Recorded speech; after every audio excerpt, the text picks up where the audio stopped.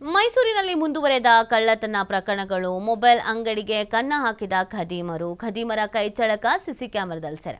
ಹೊಸದಾಗಿ ಓಪನ್ ಆಗಿದ್ದ ಮೊಬೈಲ್ ಅಂಗಡಿ ಬೈಲಕುಪ್ಪೆ ಪೊಲೀಸ್ ಠಾಣಾ ವ್ಯಾಪ್ತಿಯಲ್ಲಿ ಘಟನೆ ನಡೆದಿರೋದು. ಬೈಲಕುಪ್ಪೆಯನ್ನೇ ಟಾರ್ಗೆಟ್ ಮಾಡಿಕೊಂಡು ಕಳ್ಳರು ಕಳ್ಳರ ಗ್ಯಾಂಗ್ ಈ ಒಂದು ಕೃತ್ಯವನ್ನು ಎಸಗಿರೋದು.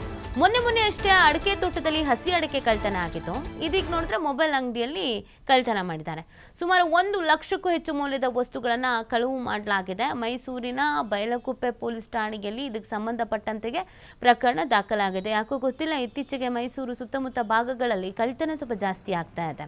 ಕಳ್ಳರು ಕಾಟ ಸ್ವಲ್ಪ ಜಾಸ್ತಿ ಆಗ್ತಾ ಇದೆ. ಬೈಕ್ ಕದಿಯೋದು, ಬಂಗಾರದ ಅಂಗಡಿಗೆ ಹೋಗೋದು, ಅಡಿಕೆ ಕದಿಯೋದು, ಮೊಬೈಲ್ ಅಂಗಡಿಗೆ ಹೋಗಿ ಅಲ್ಲಿ ಕಳ್ತನ ಆಗೋದು ಸ್ವಲ್ಪ ಎಚ್ಚೆತ್ಕೊಳ್ಬೇಕಾಗತ್ತೆ.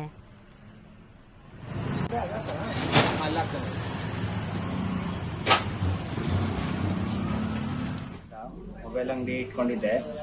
ನನ್ನ ಅಂಗಡಿಲಿ ರಾತ್ರಿ 12 ಗಂಟೆಯಲ್ಲಿ ಕಳ್ತನ ಆಗಿದೆ.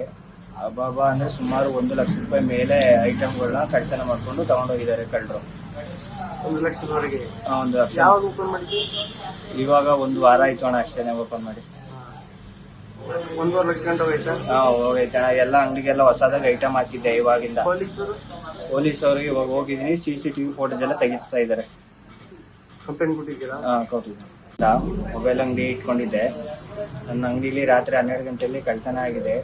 ಅಬ್ಬಬ್ಬ ಅಂದರೆ ಸುಮಾರು 1 ಲಕ್ಷ ರೂಪಾಯಿ ಮೇಲೆ ಐಟಮ್ಗಳನ್ನ ಕಳ್ತನ ಮಾಡಿಕೊಂಡು ತಗೊಂಡೋಗಿದ್ದಾರೆ ಕಳ್ಳರು. 1 ಲಕ್ಷದವರೆಗೆ? 1 ಲಕ್ಷ. ಯಾವಾಗ ಓಪನ್ ಮಾಡಿದ್ವಿ? ಇವಾಗ 1 ವಾರ ಆಯ್ತು ಅಣ್ಣ, ಅಷ್ಟೇ ಓಪನ್ ಮಾಡಿ. 1.5 ಲಕ್ಷ ಗಂಟೆ ಹೋಯ್ತಾ? ಹೋಗೈತೆ ಅಣ್ಣ. ಎಲ್ಲ ಅಂಗಡಿಗೆಲ್ಲ ಹೊಸದಾಗಿ ಐಟಮ್ ಹಾಕಿದ್ದೆ. ಇವಾಗಿಂದ ಈ ಬಗ್ಗೆ ಮಾಹಿತಿ ನೀಡ್ತಾರೆ ನಮ್ಮ ಪ್ರತಿನಿಧಿ ಪುನೀತ್. ಇತ್ತೀಚೆಗೆ ಅದು ಯಾಕೋ ಗೊತ್ತಿಲ್ಲ, ಮೈಸೂರು ಸುತ್ತಮುತ್ತ ಭಾಗದಲ್ಲಿ ಭಾರಿ ಕಳ್ತನ ಆಗ್ತದೆ, ಕಳ್ಳರು ಕಾಟ ಜಾಸ್ತಿ ಇದ್ದಂಗಿದೆ.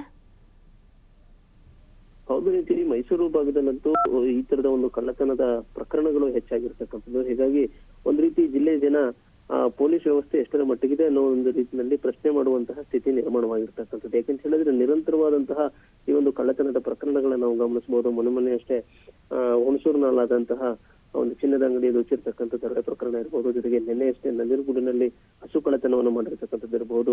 ಜೊತೆಗೆ ಅಂಗಡಿಗಳಲ್ಲಿ ಸರಣಿ ಕಳ್ಳತನಗಳಾಗಿರ್ತಕ್ಕಂಥದ್ದು ಇರಬಹುದು. ಹೀಗೆ ಸಾಲು ಕಳ್ಳತನದ ಪ್ರಕರಣಗಳಿದ್ದಾವೆ. ಇದರಿಂದಾಗಿ ಒಂದು ರೀತಿ ವ್ಯಾಪಾರಸ್ಥರಿರ್ಬಹುದು, ಜೊತೆಗೆ ನಿವಾಸಿಗಳಿರ್ಬಹುದು, ಇವರೆಲ್ಲ ಒಂದು ರೀತಿ ಪೊಲೀಸರನ್ನ ಪ್ರಶ್ನೆ ಮಾಡ್ತಕ್ಕಂಥ ಒಂದು ಕೆಲಸಕ್ಕೆ ಮುಂದಾಗಿರ್ತಕ್ಕಂಥದ್ದು. ಮೊನ್ನೆ ಅಷ್ಟೇ ಏನು ಓಪನ್ ಮಾಡಲಾಗಿದ್ದಂತಹ ಮೊಬೈಲ್ ಅಂಗಡಿಗೆ ಖದೀಮರು ಕನ್ನವನ್ನ ಹಾಕಿರ್ತಕ್ಕಂಥದ್ದು. ಆ ಒಂದು ಕಳ್ಳರ ಕೈಚಳಕ CCTV ಕ್ಯಾಮೆರಾದಲ್ಲಿ ಸೆರೆ ಆಗಿರ್ತಕ್ಕಂಥದ್ದು. ಅಂದ್ರೆ ಹೊಸದಾಗಿ ಓಪನ್ ಆಗಿದ್ದಂತಹ ಮೊಬೈಲ್ ಅನ್ನ ಗಮನಿಸಿರ್ತಕ್ಕಂಥ ಕಳ್ಳರು ಅಲ್ಲಿ ಸುಮಾರು 1 ಲಕ್ಷ ಮೌಲ್ಯದ ಆ ಒಂದು ಮೊಬೈಲ್ ವಸ್ತುಗಳೇನಿದ್ದಾವೆ ಆ ವಸ್ತುಗಳೆಲ್ಲವನ್ನು ಕೂಡ ಕಳ್ತನ ಮಾಡ್ತಕ್ಕಂಥ ಒಂದು ಕೆಲಸವನ್ನು ಮಾಡಲಾಗಿರ್ತಕ್ಕಂಥದ್ದು. ಮೈಸೂರಿನ ಬೈಲಕುಪ್ಪೆ ಪೊಲೀಸ್ ಠಾಣಾ ವ್ಯಾಪ್ತಿಯಲ್ಲಿ ಘಟನೆ ನಡೆದಿರ್ತಕ್ಕಂಥದ್ದು.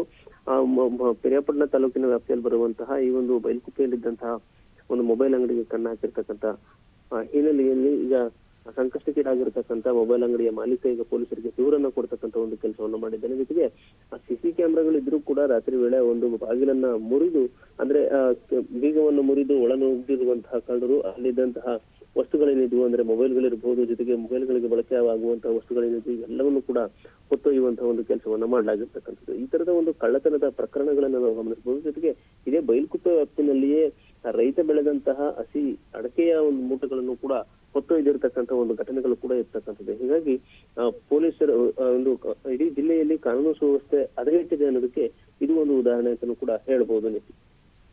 ಥ್ಯಾಂಕ್ ಯು ಪುನೀತ್, ತಮ್ಮ ಡೀಟೇಲ್ಸ್ಗಾಗಿ.